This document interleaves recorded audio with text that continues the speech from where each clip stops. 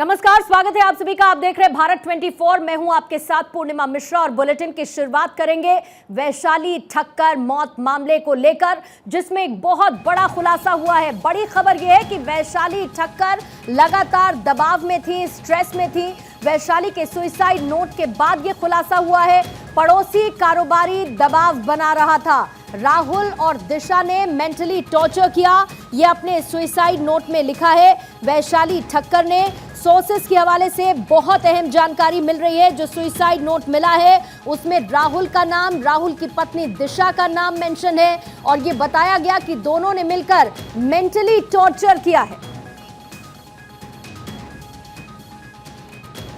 TV actress Vaishali Thakkar की मौत mystery अब उलझती जा रही है, क्योंकि जब से सुसाइड की घटना सामने आई तब से सवाल यह है कि आखिर वो किसके दबाव में आकर सब कुछ खत्म करने का फैसला ले चुकी थी। क्या कोई ब्लैकमेल कर रहा था वैशाली को? क्या वैशाली प्यार, तकरार और ब्लैकमेलिंग का शिकार हुई हैं? ऐसी क्या वजह थी जो मुंबई छोड़कर इंदौर में रहने के लिए वो मजबूर थी? इन सवालों के कुछ जवाब सुसाइड नोट में शामिल है। वो सुसाइड नोट भारत 24 के पास है। वैशाली की मौत मिस्ट्री का राज क्या है? सुसाइड नोट में जो कुछ लिखा है, क्या वही गुनहगार हैं जिनके नाम उसमें शामिल हैं? मेंटल टॉर्चर का आखिर सच क्या है? ये तमाम सवाल जिनकी इन्वेस्टिगेशन इस वक्त पुलिस कर रही है। सवाल ये बरकरार है कि क्या असल में उसका प्रेमी ही वैशाली को मौत के लिए उकसा रहा था, जिसकी वजह से आत्महत्या जैसा बड़ा कदम वैशाली ठक्कर ने उठाया? क्योंकि वैशाली ने सुसाइड नोट में राहुल नवलानी और उसकी पत्नी दिशा नवलानी पर मानसिक रूप से प्रताड़ित करने का आरोप लगाया है और इसके बाद पुलिस ने धारा 306 के तहत एफआईआर दर्ज कर ली है और अपनी इन्वेस्टिगेशन को आगे बढ़ा रही है। 4 तस्वीरें इस वक्त आपके सामने हैं, जिसके बाद कई सवाल बरकरार हैं और जो सुसाइड नोट है वो भारत 24 के पास है।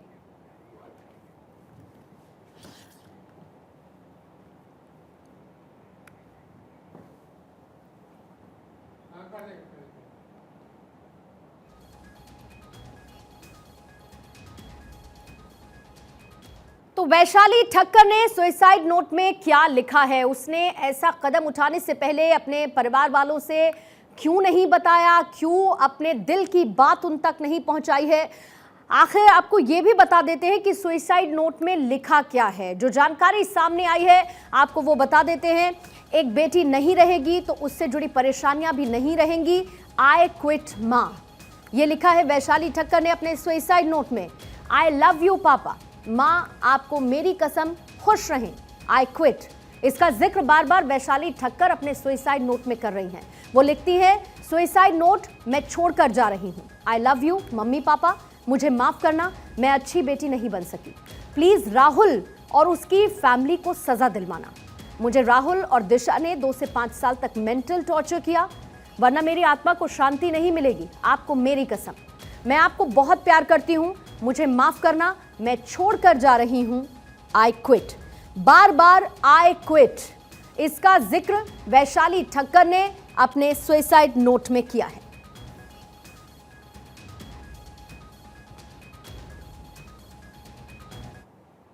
तो आपने देखा कि वैशाली ठक्कर के सुसाइड नोट में क्या लिखा है, लेकिन बड़ी खबर यह है कि सवाल अब भी बरकरार है कि सुसाइड नोट के जरिए राहुल और उसके परिवार पर कार्रवाई की ही क्यों मांग की गई है? अगर गुनहगार था तो फिर उससे सीधी लड़ाई क्यों नहीं लड़ी? उसने सुसाइड नोट में जो लिखा है क्या वो पूरी तरह से सच है? इसकी जांच अब पुलिस प्रशासन कर रहा है, क्योंकि पुलिस कई धाराओं में केस कर चुकी है। धारा 306 के तहत केस दर्ज किया गया है। पुलिस ने वैशाली का suicide note, diary, mobile phone जब्त कर लिया। पुलिस के मुताबिक मामले में सबसे पहले बरामद सुसाइड नोट की सत्यता की जांच की जाएगी, कितना वो ऑथेंटिक है। हैंडराइटिंग एक्सपर्ट्स की भी मदद ली जाएगी ताकि उससे हैंडराइटिंग को मिलाया जा सके। वैशाली ने सुसाइड नोट में जो आरोप लगाए, पुलिस उसकी बारीकी से जांच कर एक एक बिंदु को कंफर्म करने वाली है। पुलिस का यह कहना है कि अगर जरूरत पड़ी तो परिजनों के अलावा जिन नामों का जिक्र सुसाइड नोट में है, कानूनी रूप से उनसे पूछताछ भी की जाएगी। जब्त मोबाइल की कॉल रिकॉर्डिंग, मैसेज की भी जांच की जाएगी। जो मैसेज या कॉल हिस्ट्री डिलीट कर दी गई उसे भी रीस्टोर किया जाएगा।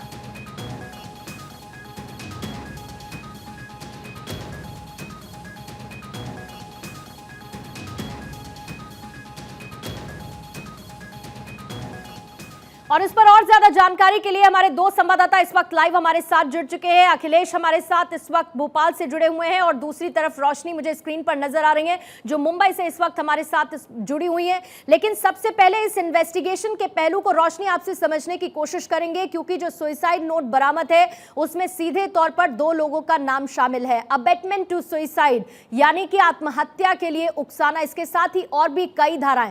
जल्दी से एक इन्वेस्टिगेशन के पॉइंट ऑफ व्यू से बताइए कि अभी तक इस मामले में क्या कुछ कार्रवाई हुई है, क्या कंफर्मेशन अभी पुलिस के पास है? जी, का आपने भी कहा कि एक लेटर मिला हुआ है जिसमें काफी सारे जो नाम है वो भी राहुल का नाम सामने आया है। तो ऐसे में जो पॉइंट ऑफ व्यू ये भी है कि हम अक्सर देखते हैं, जैसे पुराने केसेस में भी अगर हम देखेंगे तो जिस तरह का कि मेंटल और फिजिकल हरासमेंट की भी इसमें बात हो रही है, तो वही पॉइंट ऑफ व्यू से जो है अब पुलिस भी इसको इन्वेस्टिगेट करेगी, क्योंकि मुंबई में रहने के बाद करीब 1 साल के समय से वो भोपाल इंदौर में रह रही थी। तो ऐसे में वहां पर रहने पर उन्हें किस तरह की मेंटल और फिजिकल हरासमेंट हो रहा था, और स्पेशली ये भी एक की पॉइंट था कि जब इस तरह से एक प्रेजेंटर अब रोशनी इसको थोड़ा तफसील से अखिलेश से समझ लेते हैं, क्योंकि अखिलेश भोपाल में ही मौजूद है, इंदौर में वो बीते काफी वक्त से रह रही थी। अखिलेश, ये बताइए कि इसके बाद निश्चित तौर पर अभी ये परिवार के लिए तो बहुत ही दुखद समय है, लेकिन एक तरीके की प्रेशर बिल्डिंग की बात आ रही है। 2 से 5 साल का जिक्र करती है वैशाली अपने सुसाइड नोट में। पुलिस की कार्रवाई में अब तक क्या कुछ देखने को मिला है? पुलिस जो डायरी बरामद हुई है जिसमें लिखा है सुसाइड नोट, उसकी बारीकी से जांच कर रही है। और जो बड़ी बात है जो सामने आई है, राहुल को हिरासत में ले लिया गया है। जी, राहुल जो है पुराना दोस्त है वैशाली का, और 2, 3, 4 साल से वो लगातार तंग कर रहा था। जब वो मुंबई चली गई थी उसके बाद से भी वो तंग कर रहा था। मसला ये था कि राहुल के पास कुछ ऐसे फोटोज़ थे, कुछ ऐसे वीडियोज़ थे जिनको वायरल करने की वो धमकियां दिया करता था। और जब भी वैशाली की शादी का कोई मौका बनता था, इससे पहले अभी NRI से शादी टूटी है, सगाई टूटी है अभिनंदन से, और वो 18 नवंबर को शादी उसकी होने वाली थी। और उसके पहले ये सगाई टूटना एक तरह से वो सहन नहीं कर पाई, ये सदमा, और कारण बना राहुल। जब भी वैशाली की शादी का जिक्र होता था, राहुल उसको ब्लैकमेल करता था। राहुल चाहता था कि वैशाली की शादी ना हो। ये पहली दफ़ा नहीं, उसके पहले भी एक दफ़ा एक सगाई हुई थी, बातचीत हुई थी, और उसके बाद राहुल ने वहाँ पर भी कुछ फ़ोटोज़ वगैरह वायरल कर दिए थे जो मंगेतर था उससे। तो वैशाली की शादी रोकने के लिए राहुल लगातार दबाव बनाता था और इस तरह के हथकंडे अपनाता था।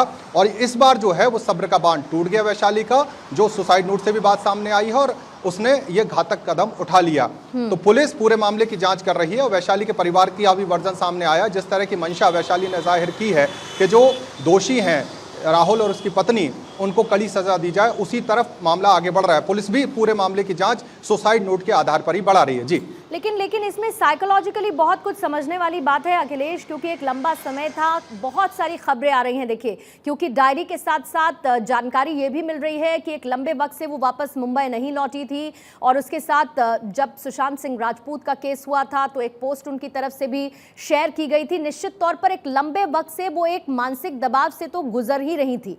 लेकिन जो सुसाइड नोट अभी बरामद हुआ है, उस सुसाइड नोट को कैसे आधार बनाते हुए पुलिसिया कार्रवाई आगे बढ़ रही है, एक ये भी आप बताइए। और अगर मैं कंफर्म कर रही हूं तो ठीक 1 महीना 1 दिन अपनी शादी से पहले आत्महत्या जैसा बड़ा कदम वैशाली ने उठा लिया। बिल्कुल, जैसे हम जिक्र कर रहे हैं, कोरोना काल में जो टीवी इंडस्ट्री है या फिल्म इंडस्ट्री है उसका क्या हाल हुआ सभी को पता है। और करियर को लेकर भी परेशान थी वैशाली, और कोरोना काल के बाद जब इंदौर लौटी तो फिर उसने ये तय किया कि वो अपना परिवार बसाएगी, अब कंटिन्यू शायद नहीं करेगी, इसलिए विदेश में सेटल होना चाह रही थी। 18 नवंबर को शादी फिक्स हुई थी, लेकिन शादी के पहले ये कदम उठाए। कारण यही है कि सगाई तोड़ दी गई। NRI अभिनंदन जो है जिससे सगाई हुई थी वो सगाई टूट गई। और सगाई टूटने का मुख्य कारण राहुल बना। राहुल ने वो फोटो, वो वीडियोस कुछ अभिनंदन को भेज दिए, जिनके वजह से वो सगाई टूटी, और इस सदमे को, डिप्रेशन को झेल नहीं सकी। जो अभी तक की कहानी सामने आई, और सुसाइड नोट से भी चीज़ें बरामद हुई हैं, और जो पुलिस भी कह रही है कि इसी तरफ जांच आगे बढ़ रही है। तो करियर में भी सेटबैक था, लेकिन व्यक्तिगत लाइफ में खास तौर से जो पुराना दोस्त है राहुल, जो उसके साथ अच्छे पल बीते, उसके बाद वो आगे बढ़ी, करियर बनाने मुंबई चली गई। लेकिन राहुल अपनी जिंदगी में शादी करने के बाद भी, उसकी शादी हो चुकी थी, उसके बाद भी वैशाली का पीछा नहीं छोड़ रहा था और वैशाली को सेटल नहीं होने देना चाह रहा था। जी। और इसीलिए आपने ये बड़ी एक अपडेट दी, इसको जल्दी से मैं दोहरा देती हूँ कि हिरासत में ले लिया गया है इस व्यक्ति को जिसका नाम शामिल किया गया है सुसाइड नोट में। इसमें ये बड़ी अपडेट है। लेकिन रोशनी, दूसरी तरफ ये बहुत मुश्किल हो जाता है इस तरीके की चीज़ों को अपनाना, क्योंकि जब भी आप वैशाली ठक्कर को देखेंगी यूट्यूब पर, इंस्टाग्राम पर, जिस तरीके के वीडियोस वो साझा करती थी, बहुत जिंदा दिल, और निश्चित तौर पर वो बहुत खूबसूरत तो थी लेकिन बहुत जिंदा दिल, एक पॉजिटिव अप्रोच वाली वो हमेशा से अपनी सोशल मीडिया लाइफ के जरिए नजर आई हैं। और इस बात को भापना बहुत ज़्यादा मुश्किल था कि वो डिप्रेशन में थी, वो चाहे एक अलग तरीके का दबाव हो या फिर काम ना मिलना हो, कोविड के बाद से वापस इंदौर में बस जाना हो अपने परिवार के साथ। जी, जो कि आप कह भी रही हैं कि वो सोशल मीडिया के जरिए हमेशा से ही जुड़ी रही। उनके अगर रिसेंट पोस्ट भी हम देखेंगे तो जिस तरह के उनके पोस्ट भी थे, बहुत ही ज्यादा लव ओरिएंटेड, प्यार ओरिएंटेड, धोखा ओरिएंटेड। उनका जो एक लास्ट टू लास्ट पोस्ट भी था जिसपे वो पंखे की तरफ इशारा करके कह रही है कि संडे को मैं क्या करती हूँ, तो वो कहीं ना कहीं ये जो एक अंदेशा है वो भी दे चुका था कि वो आने वाले संडे को, जो कि बीता दिन था संडे, वो ये हमें हिंट पहले ही दे चुकी थी कि उनके दिमाग में क्या चल रहा था। तो मैं ये कहूँगी कि बहुत ही सडन मूव नहीं लग रहा है, बहुत ही सोची समझी चीज लग रही है कि उन्होंने काफी एनालिसिस किए, अपनी तरफ से भी खुद को संभालने का ट्राई किया होगा कि वो मेंटली, फिजिकली और खुद को कितना संभाल सके।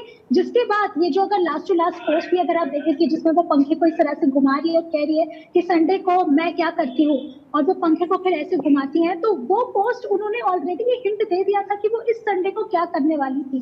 तो बहुत ही ज्यादा ये शौक भी है। इनफैक्ट जिस तरह से हमारी बात जो हुई है सेट पर, हर किसी के लिए बहुत शौक है, क्योंकि बहस बहुत ही कम उम्र में बिना शादी किए या फिर बहुत ही कम उम्र में, अभी तो उनकी करियर की शुरुआत ही हो रही थी। ये रिश्ता क्या कहलाता है और ससुराल सिमरता, इस तरह के शोज में भी हम उन्हें देख चुके। तो ऐसे शोज में काम करने के बाद जब उनकी पर्सनालिटी अभी बिल्ड भी हो रही थी, लेकिन दिमाग में क्या चल रहा था मेंटली, फिजिकली, कोरोना के बाद काफी सारे आर्टिस्ट जो है उनके साथ भी जो इस डायरी के जरिए रोशनी जो तमाम चीजें सामने आ रही हैं, उसमें जो हाईलाइटेड एक शब्द नजर आता है वो है आई क्विट। आई क्विट, ये बार बार दोहराती वैशाली इस अपनी डायरी इन पन्नों के जरिए साफ तौर पर नजर आ रही है। मैं लौटूंगी अखिलेश आपके पास भी, रोशनी आप भी हमारे साथ बने रहिएगा। लेकिन वैशाली की मौत के बाद से परिवार लगातार सदमे में है। आइए आपको ये भी सुनवा देते हैं कि वैशाली के भाई यानी कि नीरज ठक्कर ने क्या कुछ कहा। कॉलोनी में ही रहते हैं, लॉकडाउन में हाय हेलो ही होगी, जिम विम भी साथ में करते थे ये लोग। बस यही बताती थी कि अब ये लड़का ज़्यादा परेशान कर रहा है, तो हमने उसके घर वालों को बोला भी था कि आपके लड़के को समझाइए, बात ना करें, पर फिर भी वो बहुत इंटरफेयर करता रहा। बहुत इतना पता नहीं क्या था, पर हाँ वो ये बोलती थी कि मेरा पति सही है, लड़की गलत है, जबकि लड़का शादीशुदा है, 2 बच्चों का वहाँ पे, तो उसको क्यों कहीं और जाना है। वही आगे रह के इनको परेशान करते थे। ये लोग कभी घूमने फिरने गए होंगे तो वहाँ फ़ोटो वोटो खिंचवाएंगे तो वो धमकी देते थे कि मैं फ़ोटो सबको दिखा दूँगा, तेरा कहीं घर नहीं बसने दूँगा, तेरी शादी नहीं होने दूँगा, ऐसा धमकाते थे वो। तो इस मिस्ट्री से पर्दा उठाने की कोशिश लगातार हो रही है, इसमें कार्रवाई और पुलिस की इन्वेस्टिगेशन भी आगे बढ़ रही है। अखिलेश भी हमारे साथ बने हुए हैं भोपाल से और रोशनी मुंबई से हमारे साथ लाइव जुड़ी हुई है। अखिलेश, मैं पढ़ रही हूं जो लेटर और उसके कुछ अंश मेरे पास हैं, जिसमें वैशाली ये लिखती हैं कि माँ पापा बस अब नहीं, बहुत परेशान आप लोग मेरे लिए और मैं भी खुद के लिए। सिर्फ मैं ये जानती हूँ कि मैंने क्या जंग लड़ी है। इसको मैं थोड़ा सा छोटा करते हुए आपको बता रही हूँ, जिसमें वो ये लिख रही हैं कि किस तरीके से मेरा शोषण किया, इमोशनली फिजिकली अब्यूज किया। फाइनली उसने जो कहा था मैं तेरी शादी नहीं होने दूंगा, उसने वो किया। इससे ये साफ क्लियर पता चलता है कि एक बार फिर से कहीं ना कहीं ब्लैकमेलिंग का एंगल तो है। आप कुछ फोटोज का भी जिक्र कर रहे हैं, लेकिन खबरें ऐसी भी हैं कि कुछ फोटोग्राफ्स होने वाले पति यानी जिनके साथ एंगेजमेंट होनी थी वैशाली की, उनके साथ शेयर भी की गई थी और ब्लैकमेल उसके आधार पर किया गया था।